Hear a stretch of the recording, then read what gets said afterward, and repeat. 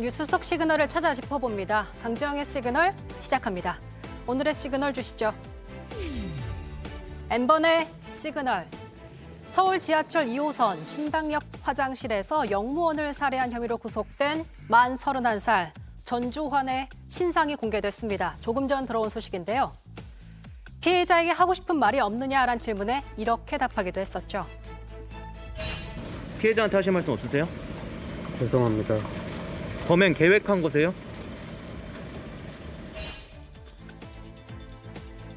죄송합니다라고 대답했지만 글쎄요, 그 사과의 진정성은 얼마나 담겨 있었는지 잘 모르겠습니다.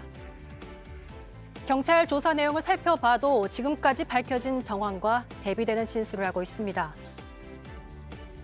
단독으로 전해드린 내용을 보면 전 씨는 평소에 우울증 증세가 있었고 이번 범행을 계획했다기보다는 우발적으로 저질렀다라고 주장하고 있는데요.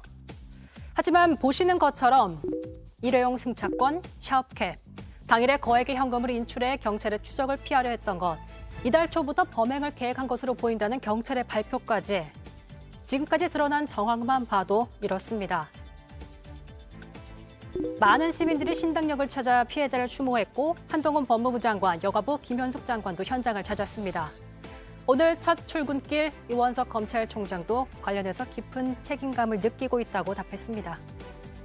국민의 기본권, 특히 생명과 안전을 지켜주지 못한 점에 대해서 깊은 책임감을 갖고 있습니다. 국민의 안전한 일상을 지켜드리는 것이 저희 검찰이 해야 될 가장 첫 번째 책무라고 생각을 하고 있습니다. 오늘 오전 윤희근 경찰청장은 검찰과 협의체를 구성하겠다는 말과 함께 불송치 스토킹 사건을 전수조사하겠다고 밝히기도 했습니다. 하지만 스토킹이 결국 살해로 이어진 건 이번이 처음이 아닙니다. 그래서 이번에도 국가가 적절한 조치를 취했다면 이라는 말이 나오고 있는 겁니다. 우리가 놓친 시그널은 몇 번이나 될까요? 전문가 의견을 구해서 시그널들을 짚어봤습니다. 자, 먼저 지난해 10월 7일 전 씨에 대한 불법 촬영 협박 혐의 고소가 있었습니다. 경찰이 전 씨를 긴급 체포했지만 법원은 주거가 일정하고 증거인멸 및 도주 우려가 없다는 이유로 구속영장을 기각했습니다. 심지어 전 씨가 음란물 유포 혐의로 벌금형을 선고받은 적도 있었는데 말이죠. 그렇게 전 씨는 멈추지 않았습니다.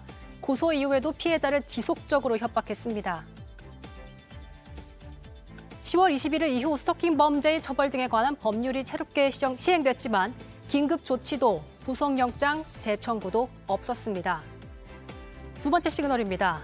다시 또 올해 1월 피해자는 전 씨를 스토킹 혐의로 고소했습니다. 하지만 이때 경찰은 구속영장 청구도 하지 않고 넘어갔습니다. 그렇게 전 씨는 여전히 자유의 몸이었습니다. 그리고 지난달 전 씨는 검찰부터 징역 9년 구형받았습니다. 사실 이 사건을 제가 반복해서 보다 보니까 여러 가지 의문이 들었는데요. 검찰의 징역 9년형은 꽤 높아 보였다는 점, 하지만 법정 구속 가능성은 높지 않았을까요? 전문가 의견 들어보시죠. 9년이 구형되는 사건이라면 법원이 다시 한번 법정 구속을 할 수 있는 가능성을 살펴보았다면 피해자가 이렇게 덧없이 사망하는 결과는 막을 수 있지 않았을까. 9년 정도의 검사가 구형하는 사건이면 정말 죄질이 안 좋은 거거든. 오늘 피의자의 신상 공개가 됐습니다. 원칙적으로는 대상이 아니었지만 범행 수법의 잔인성, 중대성, 국민의 알 권리 등이 충족됐기 때문에 공개된 것으로 보입니다. 전 씨는 범행 전 피해자가 살던 집을 찾아가 지나가는 여성을 피해자로 착각해 미행했고 지속적으로 피해자에게 연락해서 합의를 종용하고 협박했습니다. 구속받지 않은 전 씨는 언제든 범죄를 계획할 수 있었습니다.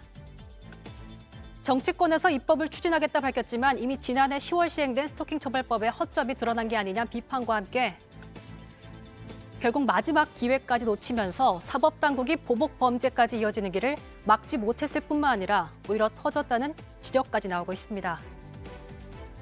우리가 놓친 N번의 시그널, 강지영의 시그널이었습니다.